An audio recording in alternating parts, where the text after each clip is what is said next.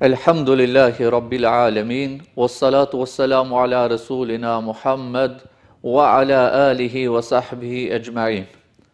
Falemderimet dhe lavdrimet I takojmë vetëm Allahu Gjelle Shanuhu, atë e falemderojmë dhe vetëm për ti falje dhe ndihmë kërkojmë.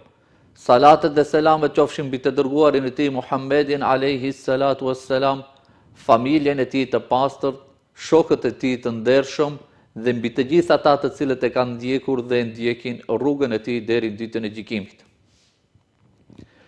Të nderuar teleshikues, njëherët shfrytëzoj rastin që të uroj këtë përfundimin e këtij muaji të bekuar të Ramazanit, duke e lutur Allahun Gjelle Shanuhu që të na e pranoj këtë muaj, të na e pranoj agjerimin e këtij muaji, ibadetet, lutjet, veprat e mira që I kemi bërë gjatë këtij muajit, dhe njëherët urojmë festën e Fitr Bajramit. Festë e cila konsiderohet ndër festat më me rëndësi dhe më madhështore në fenë islame. Pra sot është një ditë feste, një ditë falënderimi, një ditë mëshire, një ditë reflektimi, kur besimtari pas një muaj të plot agjerimi, përkushtimi në vepra të mira, në punë, në ibadete, në përkushtim për të bërë njëri më I mirë, dhe vjen momenti kur ne kemi ditë feste dhe ja parashtrojmë pyetjen vetes se çka do të mbartim nga Ramazani edhe pas Bajramit. Pra, fjala Fitr vjen nga gjuha arabe, e cila ka kuptimin e të prishurit të agjerimit, pas një muaj të plot agjerimi, ku ne kemi abstenuar nga ushqimet, vjen dita e Fitr Bajramit dhe nëpërmjet në kësaj feste ne ndërpresim dhe I kthehemi jetës sonë normale që e kemi pasur më herët. Kjo festë manifestohet përmes di çështjeve apo përmes di ritualeve shumë me rëndësi dhe shumë të mëdha. E para është falja e namazit të Bajramit, ku muslimanët të gjithë së bashku, të unifikuar, të bashkuar, festojnë dhe nisin këtë festë duke e filluar me namazin e Bajramit, I cili është në shenjë falënderimi ndaj Allahut për këtë mirësi që na e dha në muajin e bekuar të Ramazanit, dhe e dita është çështje po ashtu me rëndësi vizitat të cilët I kryejmë në mesin e familjarëve tonë, farefisit tonë, shokëve, dashamirëve, që tregon lidhjet e forta të cilët ne I kemi në mesin dhe ruajtjen e këtyre lidhjeve farefisnore të cilën edhe e kemi obligim si musliman. Kur erdhi pejgamberi alayhi salatu wassalam në Medinë dhe I pa se njerëzit kishin 2 ditë festë të cilët I festonin, dhe pejgamberi alayhi salatu wassalam u tha se këta ditë do t'u zavendësoj me 2 ditë dhe me 2 festa shumë më të mira, dhe ata janë festa e Fitr Bajramit dhe festa e Kurban Bajramit. Prandaj Fitr Bajrami nuk konsiderohet vetëm një festë dhe përfundim I muajit të Ramazanit, por është një fillim I ri që muslimani atë ndryshim dhe ato cilësi të mira të cilat I ka përfituar gjatë muajit të Ramazanit të ketë vazhdimsi edhe në jetën e tij edhe pas Ramazanit. Pra Ramazani ishte një mundësi e mirë për të ofruar më tepër tek Allahu Gjelle Shanuhu, dhe këtë afrim besimtari duhet ta bartë edhe pas Ramazanit. Për atë janë 3 çështje apo 3 gjëra janë shumë më rëndësi pas çdo obligimi që e kryejmë, pas çdo ibadeti që e kryejmë, posaçërisht pas Ramazanit është shumë më rëndësi të kemi parasysh këto 3 çështje. E para, të jemi falendërues ndaj Allahu Gjelle Xhelaluhu. Pra, të jemi falendërues që Zoti na e mundësoi ta arrijmë këtë muaj të Ramazanit, Zoti na e mundësoi ta agjerojmë këtë muaj, të kryejmë vepra të mira në këtë Ramazan, dhe në fund kërkohet nga ne që të jemi falendërues ndaj asaj që ne e ka dhuruar Allahu Gjelle Shanuhu. Këtë më së miri ne e përshkruan pejgamberi alayhi salatu wassalam në hadithin e tij, ku thotë se lutja më e mirë për besimtarin është fjala elhamdulillah. Apo në një shprehje tjetër, në një hadith tjetër, pejgamberi thotë fjala elhamdulillah e mbush peshorën e besimtarit. Pra, ne kur bëjmë vepra të mira, kur bëjmë ibadetet, kur I kryejmë obligimet, ne në peshorën e veprave të mira vendojmë vepra. Mirë, po gjithmonë ngjelet një boshllëk apo një hapësirë të cilën e përmbush në bazë të hadithit të pejgamberit alayhi salatu wassalam fjala elhamdulillah. Pra, kur I bëjmë hamd, falënderim Allahu xhalla xhelaluhu. Pra me falënderim të Allahu xhaleshanuhu ne e plotësojmë atë ibadet të cilin e kemi kryer gjatë këtij muaji të bekuar të Ramazanit. Po ashtu Allahu xhaleshanuhu në ajetin kuranor na thot Bismillahirrahmanirrahim la in shakartum la azidannakum. Nëse jeni falënderues, unë do t'u ashtoj ato begati, ato të mira. Pra Allahu na e mundësoj që ta arrijmë këtë muaj, ta agjerojmë dhe na dha bereqete dhe të mira të shumta gjatë këtij muaji dhe tash ne nëse jemi falënderues ndaj Allahut, Allahu na bën që këta bereqete, këta begati të këtij muaji të kesin vazhdimsi edhe në muajt në vazhdim. Pra Allahu na thot që nëse jeni falënderues, unë do t'u ashtoj ato begati, ato të mira. E dita, çështja e ditë që po ashtu është shumë e rëndësishme që të krijet pas çdo ibadeti, pas çdo adhurimi, është të kërkuarit falje ndaj Allahu xhalla shanuhu. Pra istighfari. E keni vënë re pas namazit në moment që japim selam, është nga sunneti i pejgamberit alayhis salatu wasalam që të themi 3 herë astaghfirullah, astaghfirullah, astaghfirullah. Kërkoj falje nga Allahu, kërkoj falje nga Allahu, kërkoj falje nga Allahu. Pse e bëjmë këtë? Se ne gjatë krijes së obligimit, gjatë krijes së ibadeteve, është mundësia shumë e madhe që ne të kemi mangësi në ibadetet dhe në obligimet tona. Është shumë mundësia e madhe që mos i kemi krijer ato ibadete, ato obligime siç duhet. Dhe në moment që e krijim ibadetin, kërkohet nga ne që të kërkojmë falja Allahu xhalla shanuhu për lëshimet që kemi bërë në ato ibadete. Mirë po jo edhe pas krijes, edhe brenda ibadeteve, në çdo ditë kur jemi ulur në sofrën e iftarit, kemi kërkuar falje nga Allahu xhalla shanuhu për lëshimet që kemi bërë gjatë ditës. Allahu xhalla shanuhu edhe në haç kur e përshkruan, thumma afidu min haythu afada an-nas wastaghfirullah. Dhe lëvizni apo ecni me turmën e cila ecën pra prej një vendi në një destinacion tjetër, e ka për qëllimin prej Arafati kur dalën haxhilerët për në Mina, dhe Allahu xhalla shanuhu thot brenda këtyre di lëvizjeve apo di ritualeve, fastaghfirullah, kërkoni falje Allahu xhalla shanuhu për lëshimet e mundshme që mund t'i kemi krijer gjatë këtyre obligimeve. Dhe e treta, Allahu xhalla shanuhu na thot që pas çdo ibadeti, pas çdo rituali dhe pas Ramazanit në këtë rast, ne duhet të bëjmë dua, të kërkojmë, të lutemi Allahu xhalla shanuhu që të na e ketë pranuar atë obligim. Pasi që ne e kemi krijuar obligimin, mirë po nuk jemi të sigurt në veten tonë sa është i pranuar, e kemi krijuar në formën e duhur, a është ashtu siç e ka kërkuar Allahu xhalla shanuhu, për atë ne i lutemi Allahu xhalla shanuhu që të na e pranoj atë ibadet apo atë obligim që ne e kemi realizuar. Pra, këto 3 gjëra, kërkimi i faljes, falënderimi dhe pranimi i mangësive dhe kërkimi që Allahu xhalla shanuhu të na e pranoj ibadetin të cilin e kemi krijer, përpos asaj që e plotëson atë ibadet, atë agjerim që ne e kemi krijer, në të njëjtën kohë ndikon shumë pozitivisht që njeriu mos arrijë tek mendjemadhësia dhe vetkënaqësia.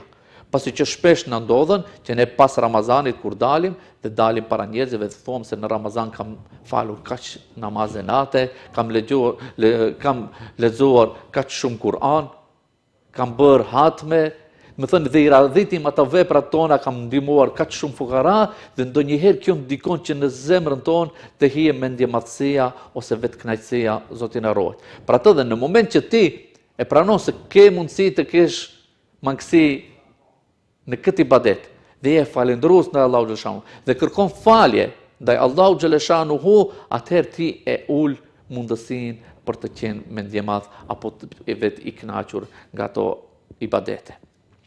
Për atë, pasi që ti kemi krijer apo ti kemi kujtuar këto 3 çështje, çështja tjetër që besimtari ja parashtron vetës është a duhet të jem unë i njëjtë si në Ramazan edhe pas Ramazanit.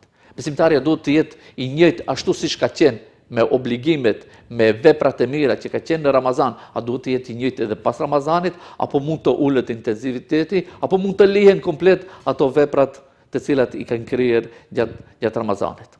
Dhe është shumë normale që njeriu në Ramazan është mundryshe. Është një muaj i bekuar, është një muaj që Allahu xhaleshanu e ka dalluar nga të gjitha muajt tjerë.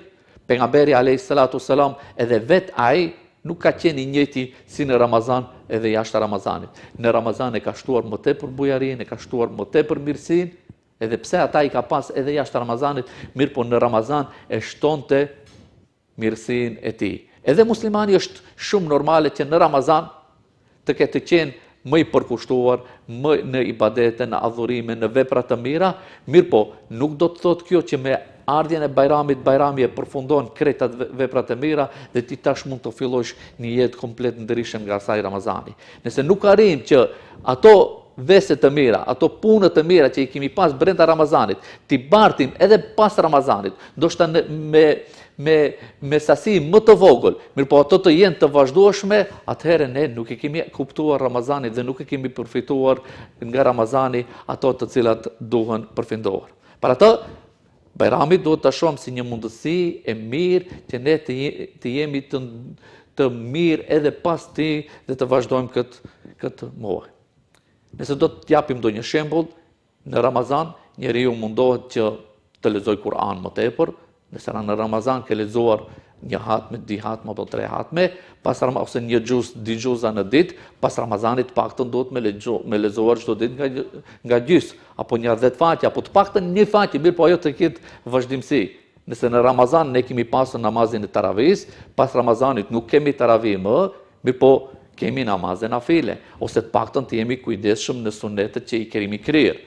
Në Ramazan kishim sadakatul fitrin, mirë po sadakaja nuk mbaron me Ramazanin, ajo vazhdon edhe pas muajit të bekuar të Ramazanit. Nëse ne në Ramazan kemi qenë më tepër dorëdhën dhe kemi dhënë më tepër, ndoshta jo me të njëjtën sasi, mirë po këtë veti duhet ta përcjellim edhe pas muajit të Ramazanit. Pra duhet ta kemi të qartë se besimtari të njëjtin Zot që ka pasur për Ramazan e ka edhe pas Ramazanit. Të njëjtat vepra të mira që i ka kryer gjatë muajit të Ramazanit e ka për obligim t'i krijojë edhe pas Ramazanit, ose edhe ndalesat, pasi që shpesh mund të dëgjojmë nga të ri që thonë se tash erdhi muaji i Ramazanit dhe unë jashta kam luajtur bixhos ose kam luajtur lojra të fatit dhe tash në Ramazan i kam lanë të gjitha. Elhamdulillah që i ke lanë. Mirë po pas Ramazanit nuk do të thotë se tash u kri Ramazani dhe unë tash jam i lirë.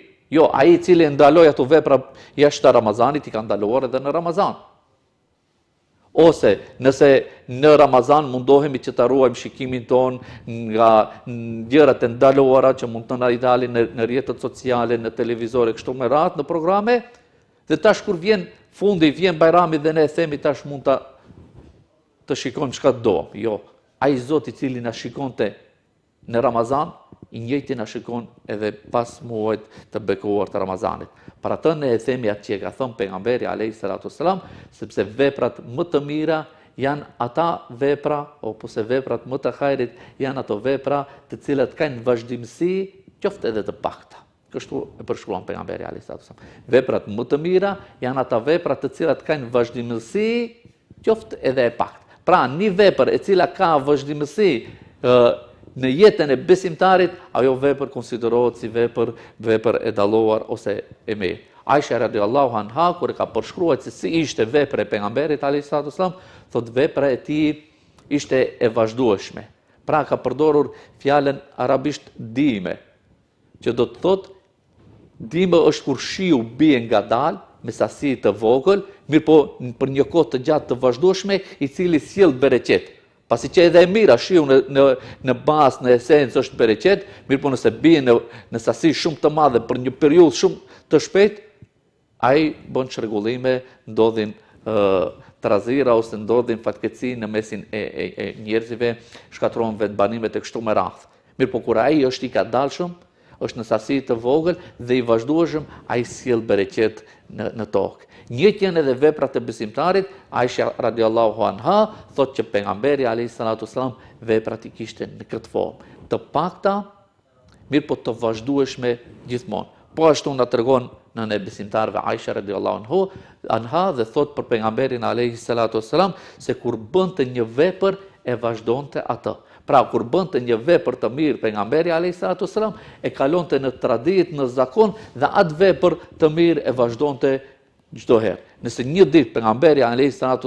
i ndihmoi kujshisë së tij jahudi, atë vepër pejgamberi a.s.